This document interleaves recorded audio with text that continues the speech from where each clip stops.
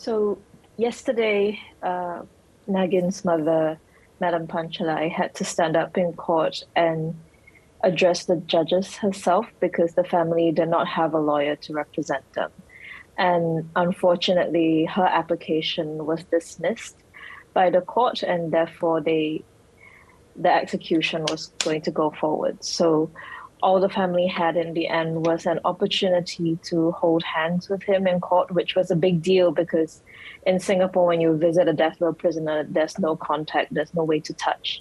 And so being in court, being able to put his hand through the slit in the glass pane of the dock was the only time he could touch his mother in so many years. So the family had that for a little while and a 2-hour visit in the holding area in the basement of the courthouse, and then they had to say goodbye.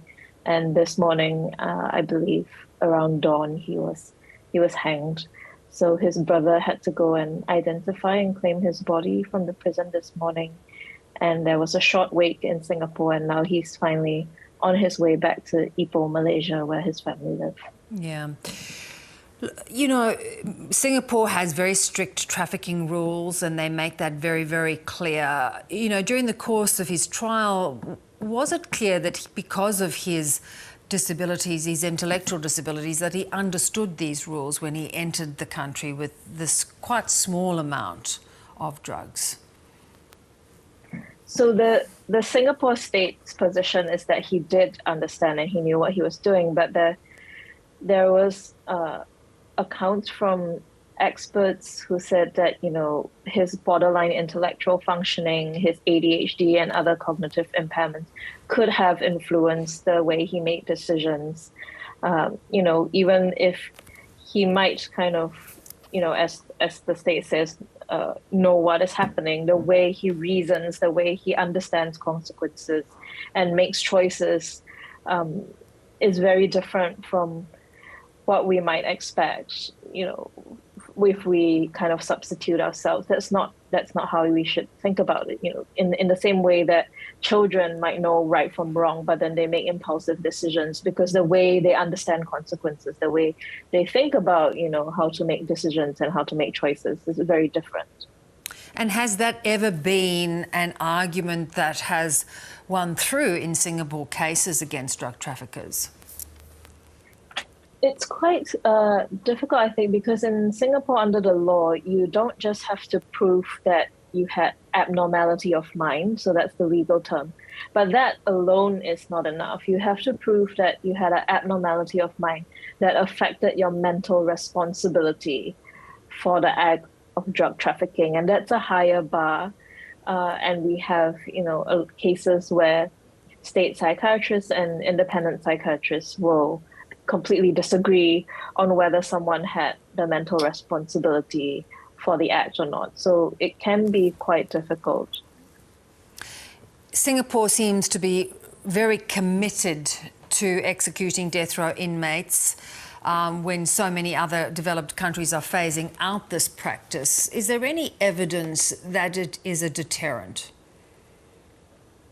The government claims so, but there isn't actually any evidence that it deters drug trafficking, particularly because the vast majority of death row prisoners in Singapore are on death row for drug trafficking, just like Nagin, and just like the Chinnamuti, who is also scheduled to be executed on Friday.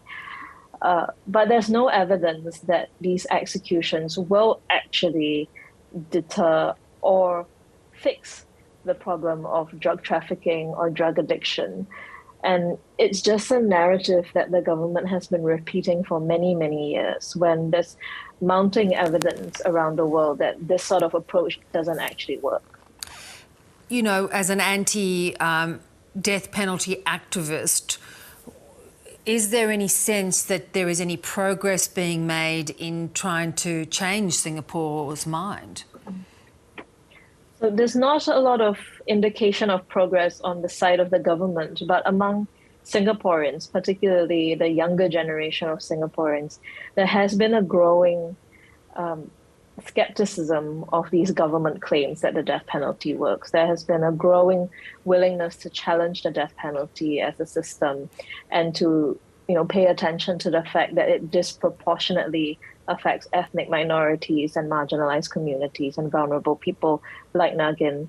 And so we saw recently, in this month, we had 2 anti-death penalty protests that brought about 400 people each, which is a very significant number for Singapore, actually.